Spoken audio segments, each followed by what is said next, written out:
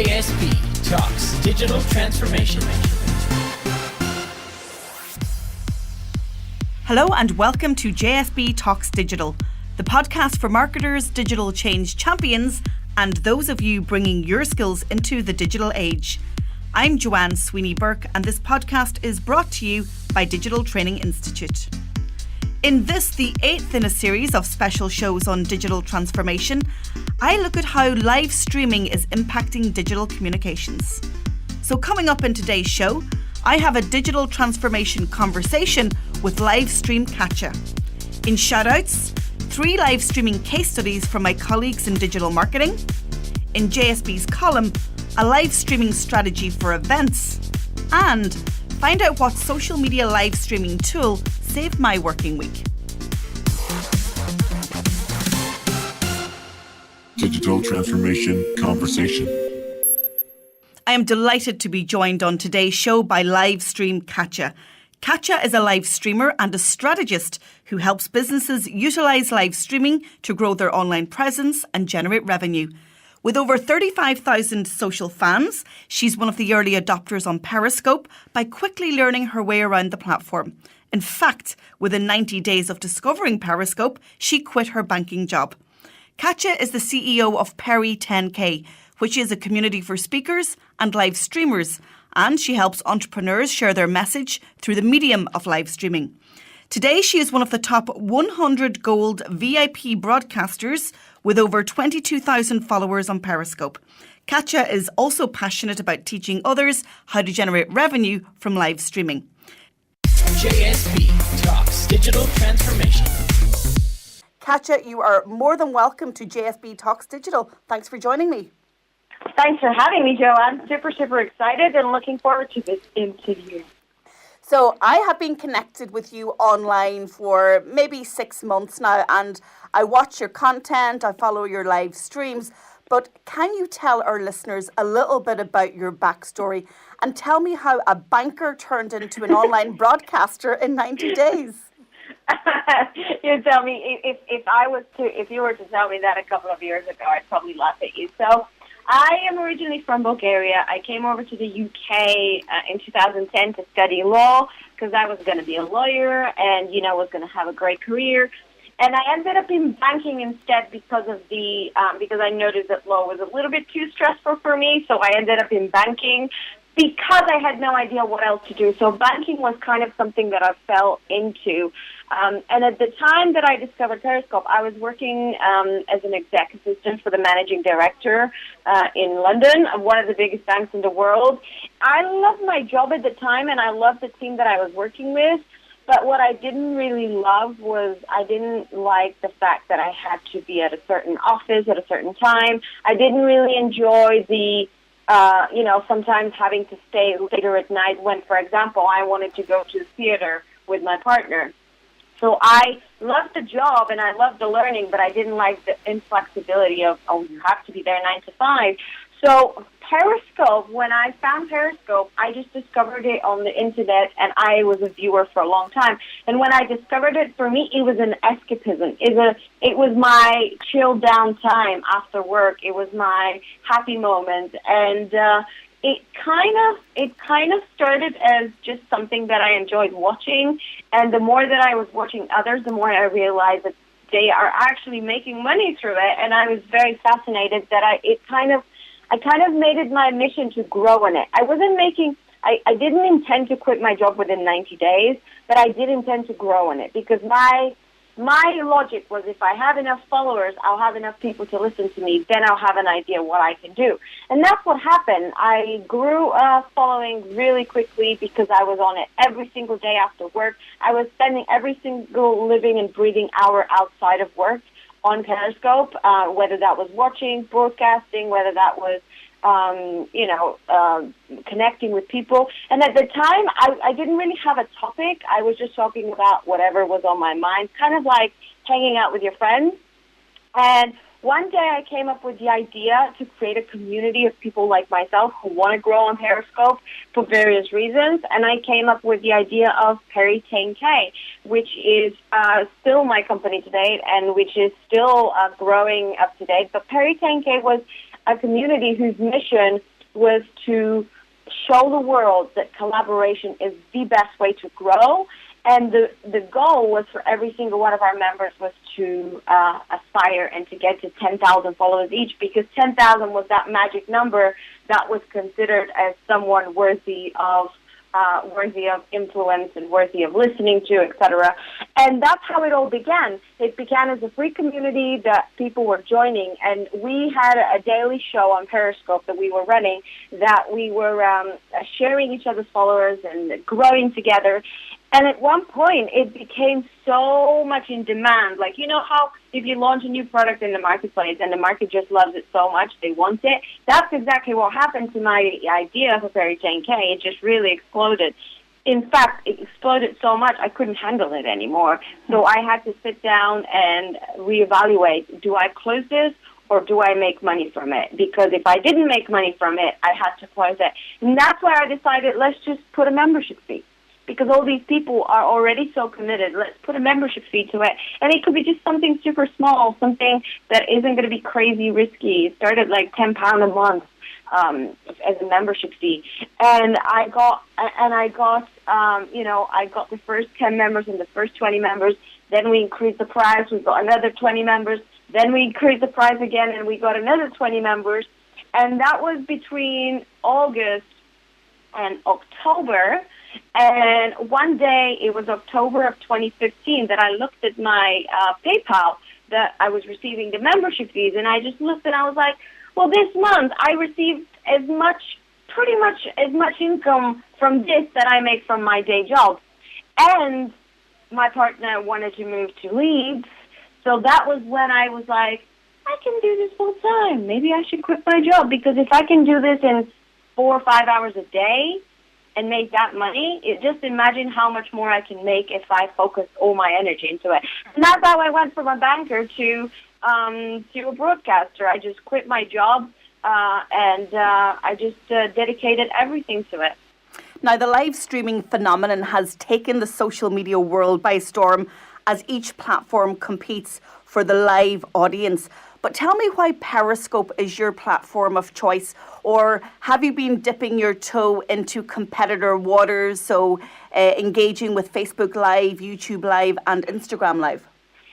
So Periscope was my platform of choice, but right now I would say I'm more of a everywhere person. I am equally on Periscope, Facebook and Instagram, with Periscope being my biggest audience still. So in a way, I still get the best results from Periscope. However, I'm a huge believer that the secret of success isn't to just be a big fish in a small pond. Mm-hmm. It's to be a big fish in all the ponds. And to me, all of these platforms have different options. They have different strengths and different weaknesses. So Periscope is amazing for discovery. It's brilliant for using Twitter's hashtags. It's brilliant for connecting with strangers. And that's what I use Periscope for: discovery, connection, growing my list, growing my following.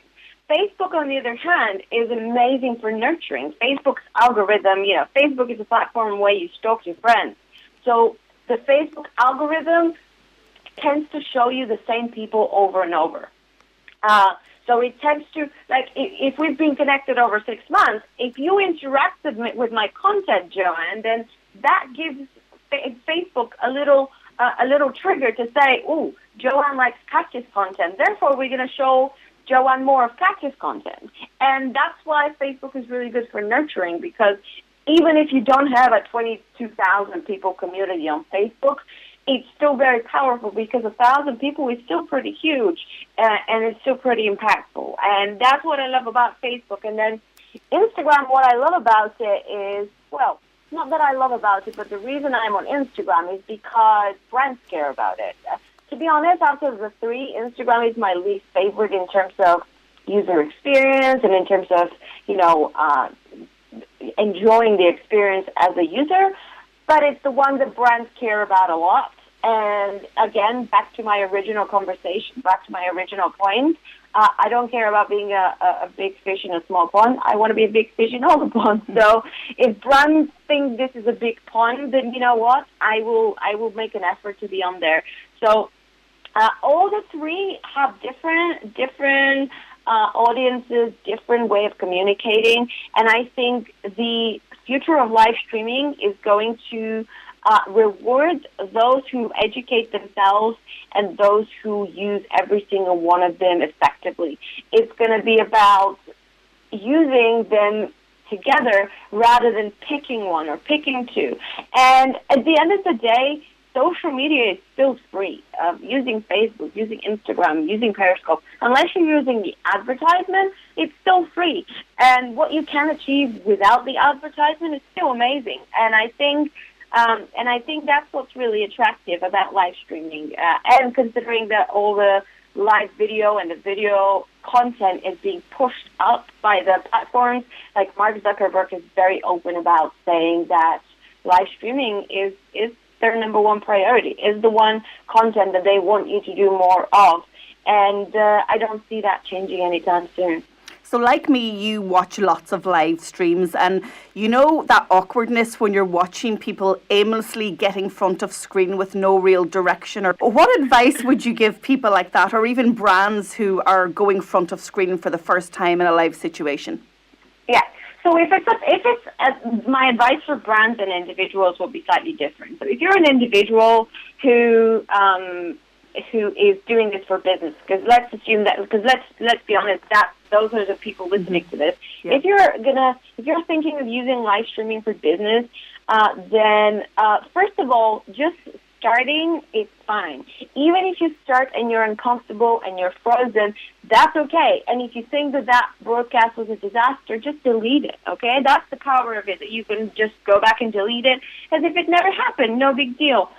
Or another tip that, I have for them is if they're worried that this may happen, what they can do on Facebook is they can go live on Facebook, but change they can change the settings to, instead of public, they can change that to a setting where it's only me, where basically they're going live and using the Facebook Live platform, but only they can see it, meaning that nobody else will even know that they've gone live. So you can change the preferences there to get used to it. So at the very beginning, I say this all the time. We all suck at everything at the beginning. We weren't perfect as babies trying to walk. The first time we tried to swim, we probably almost drowned. The first time we written, a sentence, we probably made a lot of typos.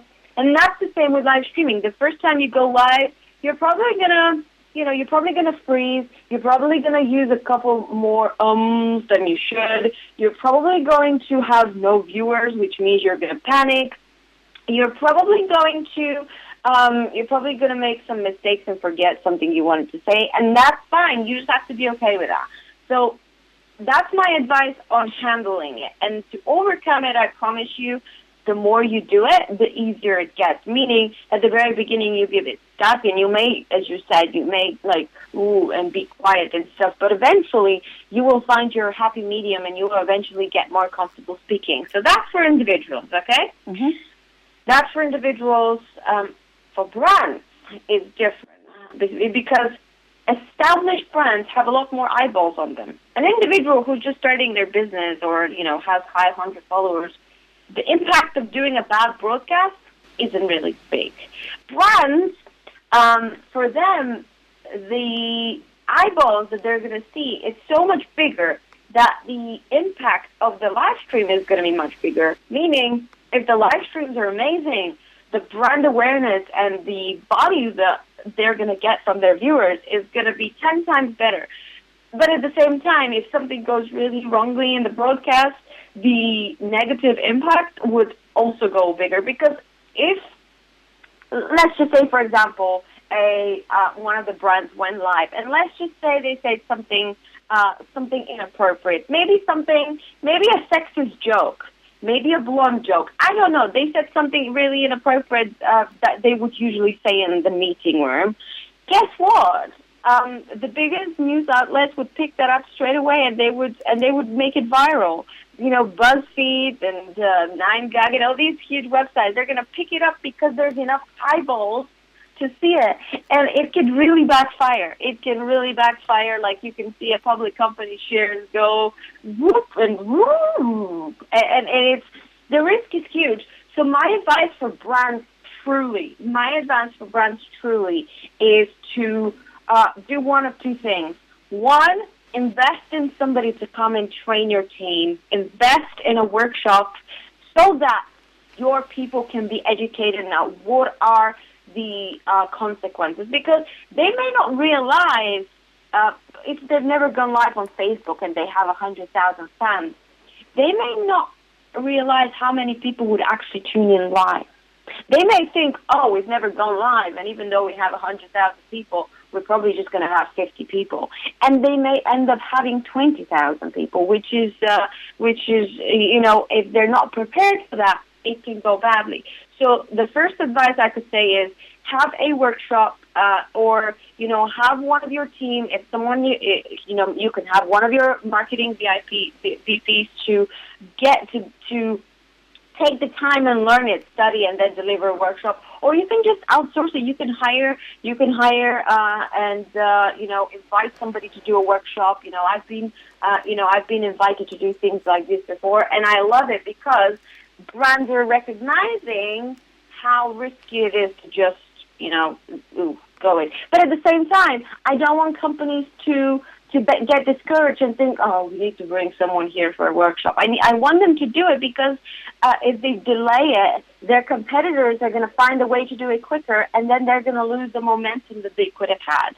So that's number one. And number two is they can actually hire a professional to do the live streaming for them. For example, when I was working in banking, my company, my bank, they were always very risk averse, and, they were always worried about customer data, making sure that nothing goes on public because, the implications are huge. If you give a customer data out, you can be fined for millions of pounds. So one of the things that I would have recommended for them is to have one person in charge of the live streaming who knows what they're doing, meaning they have one person who not only manages the live streaming experience for the viewers, but they also manage what gets shown.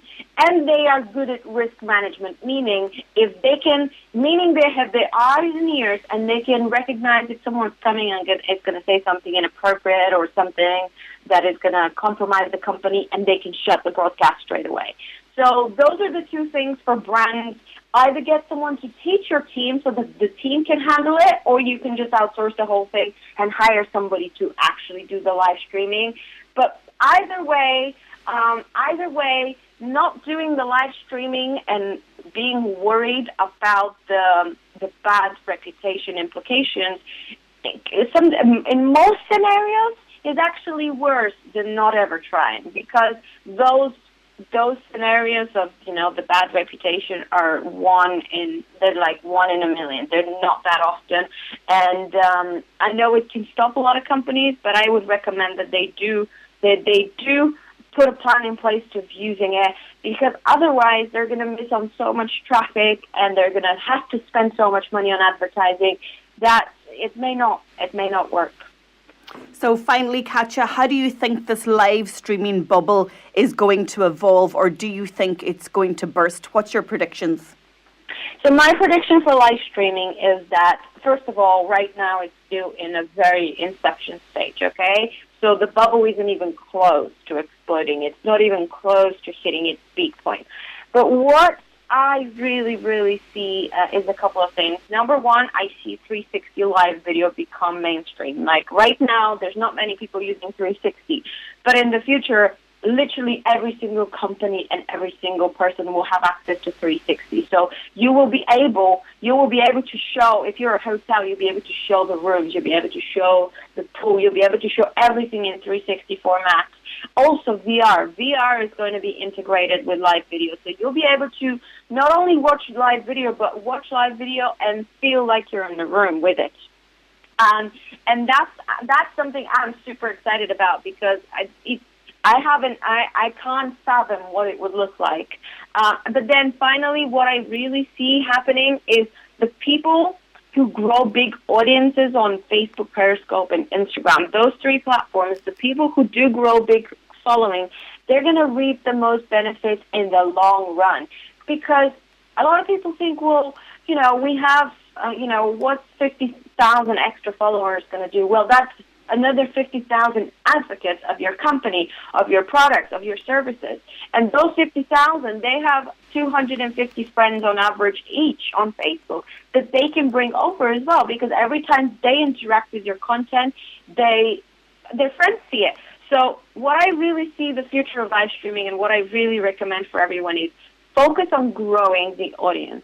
Focus on growing a targeted, specific audience that is interested in what you sell, in what you share, interested in your values, and focus on that, because those who have the biggest audiences, they will have the biggest results, and they will have the biggest sales, the biggest brand awareness, and it's something that is going to continue for a long time. Like right now, I have over 35,000 people who care about what I'm saying. Just imagine if one of my products flopped right now. Let's say something happened, the demand for it was gone. Guess what? I'd be okay, because I still have 35,000 people I can serve with something else. I can create something in a couple of weeks, and I can get it out there in the marketplace very quickly. So when you have a huge audience, the impact of, let's say a future crash, a future economic turmoil is not going to affect you. And I think that's what I'm really excited, and that's what I want everyone to take away from this. The bubble is coming. I would say 2020 would be the time when live streaming would be the mainstream thing people do. It will be the thing that people walk around and they just do, and they don't even know why. And some of these broadcasts will be really boring, but you know what? That's what everyone's going to be doing. Catcha, amazing. Such a pleasure to talk to you. Thanks, Catcha. Thanks for having me. JSB Talks Digital Transformation. If you want to learn more about live streaming, then you would do well to join Catcha across social media for fantastic tips, tactics and tricks. Her website with lots of valuable resources is LiveStreamIncome.com, and she is LiveStreamKatya across social media on Instagram, YouTube, Periscope and Facebook. And watch out for her new free live video planner available at livevideoplanner.com. Shoutouts. In this part of the show, I give shout-outs to brands, organisations or individuals whose work online is remarkable and worth talking about. In today's show, I'm sharing 3 excellent live streaming case studies. 1. The Social Media Marketing Talk Show from Social Media Examiner is a weekly Facebook live show which broadcasts on a Friday at 4 p.m. GMT. Every week they discuss up to 5 breaking social media news stories, and they have guests join them to review the week in social media. You get a whole lot of value for your hour, so make sure you tune in. Follow them on their Facebook page at facebook.com/SM Examiner. 2. Hosted by Ian Anderson Gray and Julia Bramble, Free Range Social is a weekly Facebook live show taking place every Monday at 2 p.m. GMT. The guys describe their show as unboxing social media to make it accessible and fun. Both Ian and Julia are writers for Social Media Examiner, and believe me, they know their social media stuff. Follow them on Facebook at facebook.com/Free Range Social to get notified when they go live. You can also catch my interview with Julia on episode 5 of JSB Talks Digital Transformation. 3. I love when Joel Comm goes live and he pops up on my Facebook newsfeed. Joel gives great insights into all aspects of social media marketing, but social and live video are one of his specialist subjects. I am part of his Facebook group called Social Media Masterminds Group. He often engages in group discussion around the latest news in social media marketing, including Snapchat, Facebook, Instagram, live video, Twitter, LinkedIn, and Periscope. As a fellow professional in the industry, he created the group to provide a resource where he says we can all collaborate, exchange ideas, have a share of voice amongst peers, network and build relationships. Do you live stream? Send me a link to your show on Twitter to @tweetsbyJSB or tag me on our Facebook page at Digital Training Institute. JSB column. In today's column, I share some live streaming tips with you, which you can execute at your next event. As a former broadcast journalist, I love the buzz of going live. There's nothing that gets the adrenaline going more than that red light going on, and you know there's nowhere to hide. I live stream this podcast once a quarter, and it's so much fun. Make sure you check those out on the Digital Training Institute YouTube channel. But today I wanted to give you some tips based on my experience of live streaming for myself, but also for my clients. Firstly, test. Test your equipment, test your internet connection, test your software, and once you're happy, test it again, just to be sure. In a live situation, there is so much to think about, so you don't want the technical elements to let you down. Expertise. Make sure you hire in experts if you don't have the necessary skills in-house. A poor live broadcast from your event will do untold damage to your brand, so if you're going to do it right. Schedule. Have a schedule for your live broadcast which covers every single second of being live on air. I have a schedule for my live streams, so I know exactly what is happening each minute during the broadcast. I don't really like the element of surprise when I'm live. Content. The quality and focus of the content is really important. Will you choose one or more speakers to live stream? Will you have a series of interviews? Or will you broadcast a debate? For me, I like the diversity of being able to have multiple content types on my shows. Promote.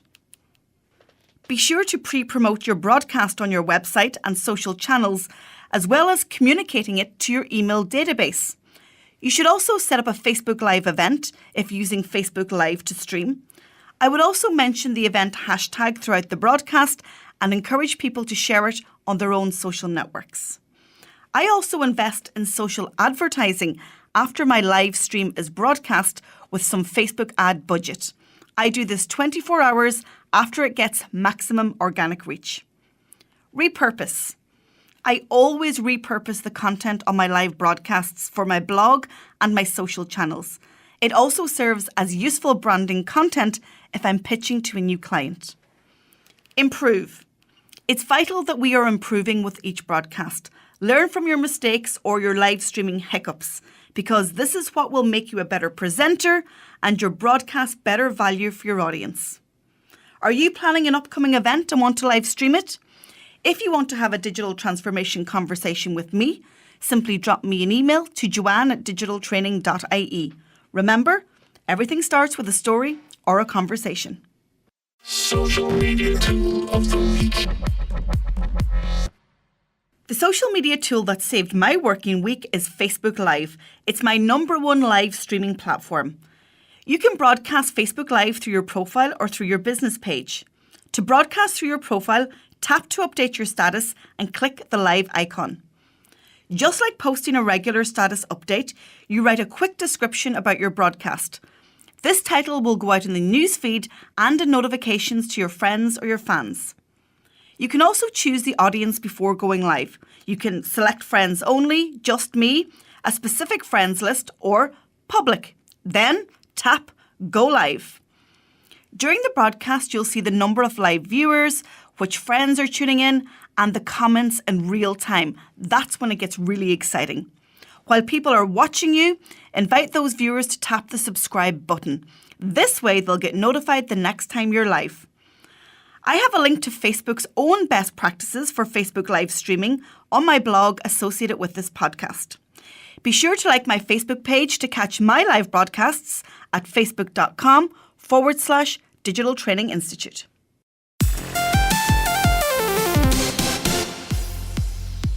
Thanks for tuning in to the 8th episode of JSB Talks Digital Transformation.